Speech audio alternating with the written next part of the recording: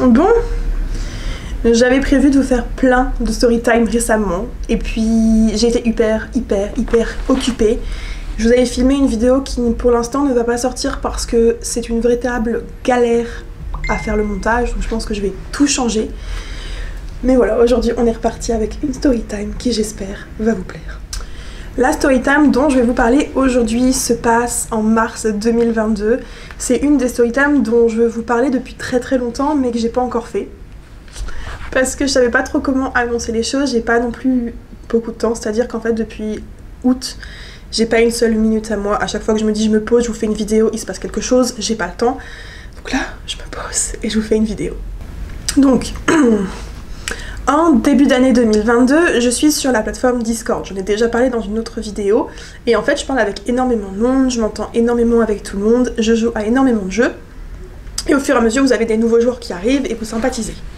Et à un moment donné, un jour, je reçois un message en privé d'une personne qui joue dedans, d'une personne masculine, qui m'explique en fait qu'il connaît pas grand monde, qui vient de déménager en Suisse, et au niveau des filles, il connaît pas grand monde, il a envie de parler à quelqu'un parce qu'il est dans une situation un peu délicate.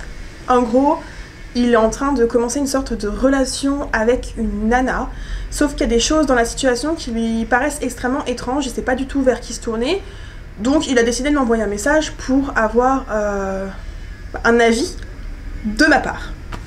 Donc je lui dis bah écoute, y a pas de problème, il m'appelle une après-midi, il commence à m'expliquer la situation et moi je lui dis clairement écoute, je ne sais pas du tout la situation de la nana, mais je trouve que ça pue. C'était vraiment une histoire où apparemment elle aurait eu un deuxième mec, un truc comme ça. Donc je lui dis ça pue cette histoire, c'est pas logique ces réactions, donc fais attention à toi.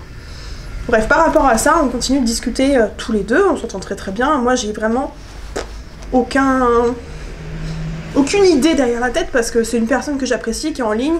J'ai déjà eu un copain à distance l'année précédente, donc il est hors de question en fait que je me remette en couple avec quelqu'un qui n'habite pas en Angleterre ou encore moins à Londres.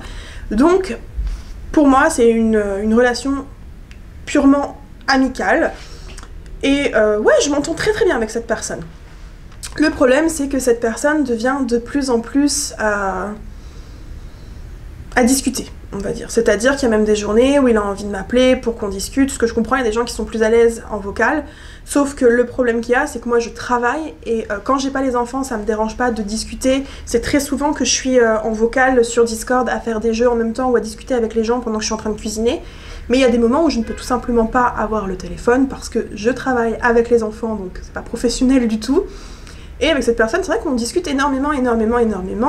Mais il y a des moments, il peut rester au téléphone, il va me dire je t'appelle pour 10 minutes, mais il va y rester 3 heures et moi j'arrive plus à m'en dépêtrer. Mais à ce moment-là, voilà, j'apprécie la personne, on s'entend très bien, on rigole beaucoup, on partage beaucoup. Et on partage beaucoup sur la notion de voyage. Moi je suis quelqu'un qui adore voyager, lui c'est quelqu'un qui aussi veut voyager, et on se dit bah pourquoi pas s'organiser des voyages avec d'autres personnes, on se fait des petits voyages. Donc on avait parlé de lui qui vienne à Londres, moi que j'aille en Suisse, on avait parlé de l'Italie qui s'est fait, donc ça j'en parlerai également, et on avait parlé d'autre chose, je sais plus de quoi à l'heure actuelle, mais on avait parlé de voyager. Entre temps, je rencontre un garçon, et en fait, là en fait on ne choisit pas, mais mon cœur décide d'aller sur une relation plutôt amoureuse avec ce garçon. C'est vrai qu'on s'entend très bien, on a des sentiments qui commencent à se développer et tout. Sauf que, à côté de ça, avec le garçon de Suisse, on a décidé que il allait venir à Londres passer quelques jours, j'allais lui faire visiter Londres, et moi à côté, j'allais ensuite aller en Suisse pour qu'il me fasse visiter la Suisse. En Suisse, il a un appartement avec 3 chambres ou 2 chambres, donc très facile pour moi d'y aller. Alors qu'en Angleterre, j'ai juste une chambre, mais j'ai un lit d'appoint. Mon ancienne chambre, si vous aviez regardé ma room tour, est suffisamment grande pour que je puisse accueillir des gens. Donc du coup, je l'invite, et ça tombe en fait, son arrivée tombe un jeudi, ce qui était à l'époque la date d'anniversaire du garçon avec qui je commence une relation. Il faut savoir que le garçon avec qui je commence une relation est malheureusement en France, voilà. Donc on veut absolument se rencontrer avant de dire quoi que ce soit sur une relation, puisque on se voit pas. Et donc il se trouve que le 17 mars, la personne de Suisse arrivera en Angleterre. Alors au début on se parlait extrêmement souvent, et puis un jour j'ai commencé à mettre un petit peu des des barrières en mode il me remercie d'être là et tout. Je fais bah ouais, mais c'est normal, c'est comme ça, les amitiés, on est un petit peu là les uns pour les autres. Et je pense qu'en fait, à ce moment-là, moi je commence à me poser des questions sur ses réelles intentions. Je me dis, ça se trouve, en fait, je me suis plantée. Moi, je le voyais comme une amitié parce que bah. Je suis un peu con-con, hein. Pour moi, l'amitié fille-garçon, ça existe, c'est possible, mais en même temps, lui, je me rends compte qu'il y a des petites choses, en fait, qui sont pas forcément normales, qu'il est un peu dragueur à droite à gauche, et je me dis, soit c'est sa personnalité qui est comme ça, et il se rend pas compte qu'il drague un petit peu les filles à droite à gauche, soit il a réellement envie d'être en couple avec une nana, et il espère potentiellement que ça se passe avec moi. Donc c'est vrai qu'en fait, la semaine avant qu'il arrive à Londres, je n'ai pas de nouvelles de ce garçon, c'est-à-dire que j'ai quelques messages qui s'échangent, mais j'ai rien de concret, j'ai pas de vraie conversation, et j'en suis à me demander est-ce que vraiment il vient. Parce qu'il faut savoir que comme il arrive un jeudi soir, j'ai pris mon vendredi et mon lundi de pause pour pouvoir en fait passer du temps avec lui, et bah, t'invites un ami, le but c'est que tu passes du temps avec lui. Donc finalement je lui dis bah, est-ce que tu viens quand même? Il me fait oui j'ai mon billet d'avion, j'arrive jeudi soir. Ok, donc je lui avais dit écoute, je finirai à 18h, donc si tu veux que je vienne te chercher, il faut savoir que je peux, mais je dois le temps de venir. Il finit par trouver plus ou moins... je commence à lui dire vers où j'habite, donc en fait il se trouve que, je ne sais comment, il arrive à trouver le quartier où je vis. Par rapport à certaines photos que je lui ai montrées, donc un soir vers 18h ou 17h30, il m'envoie la photo, il fait écoute je suis là, je sais que c'est ton quartier, par contre je sais pas du tout où est-ce que tu habites, donc j'attends là. Moi je me dis mais comment t'as trouvé? Il fait oh bah tu sais avec la façon dont on a parlé, le nom du lieu, je suis arrivée jusque là. Soit, il était dans mon quartier, il était dans ma rue, donc pas de problème. Je lui dis bah écoute moi le problème c'est que le temps que j'arrive jusqu'à toi il y a au moins 45 minutes, parce que j'ai pas fini le boulot, puis après je marche. Je finis le travail, j'avance, je dis bon bah j'arrive. Pas de nouvelles. Je marche, je traverse le pont qui mène à mon quartier. Toujours pas de nouvelles. Je fais putain mais... il est où? Et là j'arrive, je passe le pont, je regarde en fait l'architecture qu'il m'avait montré en photo parce que je savais très bien que c'était là. Je regarde autour de moi, il faut savoir que ce garçon, je l'ai vu 2-3 fois en photo parce que c'est quelqu'un qui ne se montre pas en photo, qui déteste. Et là je commence un petit peu à flipper, je me dis mais dans quoi je me suis foutue? Et en fait... ce jeune garçon s'était allongé sur un banc en pierre. Il faisait à moitié dodo sur le banc en pierre, tel un clochard. Alors que moi, il savait très bien que j'étais en route pour lui et que je savais à peine à quoi il ressemblait. Donc dans ma tête, déjà, je me dis, bon, c'est un peu chelou, le gars, il arrive dans un pays qu'il connaît pas. Il y a une nana qu'il connaît pas qui va arriver, chez qui il va vivre pendant quelques jours, et il se couche en fait sur un banc de pierre, tel un clochard. Je le reconnais parce qu'il a des baskets rouges, va savoir pourquoi. Je lui tape sur le genou pour lui dire bah je suis là. Le gars, je vous jure, il sursaute comme si je venais de le frapper. Et vraiment à ce moment-là je suis hyper mal à l'aise parce que je me dis d'un côté je l'apprécie énormément comme ami, mais récemment je me suis beaucoup posé la question de est-ce que lui voulait simplement une amitié avec moi ou pas. Et en plus de ça, la rumeur sur une potentielle relation de moi avec l'autre garçon a commencé à un petit peu... se répandre sur le groupe. Donc il est là et il me dit bonjour comme ça, et encore, non même pas. C'est moi qui lui dis bonjour, je n'ai pas de bonjour. Et là je me dis, ça commence bien, j'ai pas de bonjour.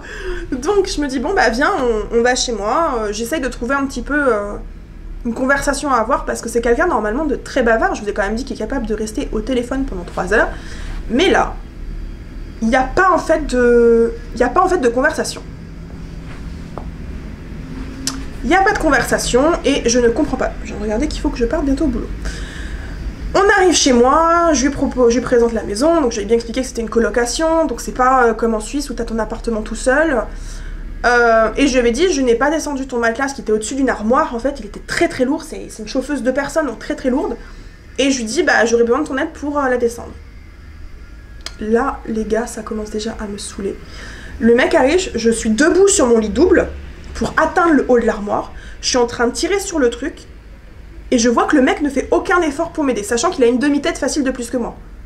Et je le regarde, je dis, bah, tu vas pas m'aider? Il me fait, ah bah je voulais voir jusqu'à où tu pouvais aller sans mon aide. Ok, donc déjà je me suis tordu le doigt pour descendre le truc, donc le truc tombe, je lui installe, je dois lui faire son lit. Le mec, il s'est installé sur mon canapé, en mode Jules César, comme je l'appelle, couché comme ça. Je lui fais son lit, et je me dis, mais what the fuck? Et ensuite, alors que j'ai fait ma semaine et que j'ai travaillé pendant 12 heures, je dois aller cuisiner. Ce soir-là, je dois cuisiner, le servir à table dans ma chambre. Il prend tout le canapé, je suis obligée de manger sur mon lit, alors c'est une chose que je déteste. Et en plus de ça, je dois faire la vaisselle. Et là, je me dis, putain, ça va être une horreur ce week-end. Vraiment, ça fait même pas 1 heure qu'il est là, je le regrette déjà. Et j'envoie un message à mon futur copain en disant, je le regrette. Je fais, mon Dieu, j'ai fait une connerie monumentale. Comment je vais survivre 4 jours avec lui? J'ai oublié de préciser aussi, mais que pendant qu'il mange, en la mode du César, il est carrément couché sur mon canapé en train de manger. Il se met sur son téléphone une série. Ce qui fait qu'il est sur mon canapé en train de manger et regarde une série. Moi, je suis toute seule comme une con sur mon lit. Et là, je me dis, mais il se croit où, lui? Bref, on va se coucher. Le lendemain, on se lève et on part. Alors, je sais plus où est-ce qu'on part, mais je sais qu'à un moment, on va à Camden. Et...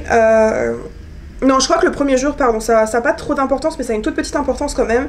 Le premier jour, on va du côté de Tower Bridge, les choses comme ça, on va faire des photos, je lui montre des choses. Alors, ce qui est génial avec lui, c'est qu'il est extrêmement intéressé de tout. C'est-à-dire que quand on se promène, quand on visite, il est hyper intéressé par l'architecture, parce qu'il est dans le dessin d'architecte, donc ça l'intéresse, il est hyper intéressé par l'architecture.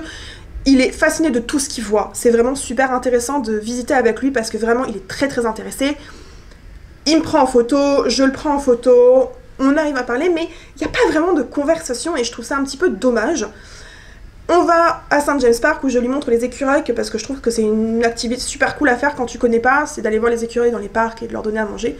Et ça par contre il adore, il s'éclate, genre il est par terre, il veut absolument que l'écureuil monte sur lui. C'est incroyable. Et le soir on va manger, je crois que c'était à Five Guys ou une connerie comme ça, ou chez moi. Et rebelote, pour les repas, il se met sur son téléphone.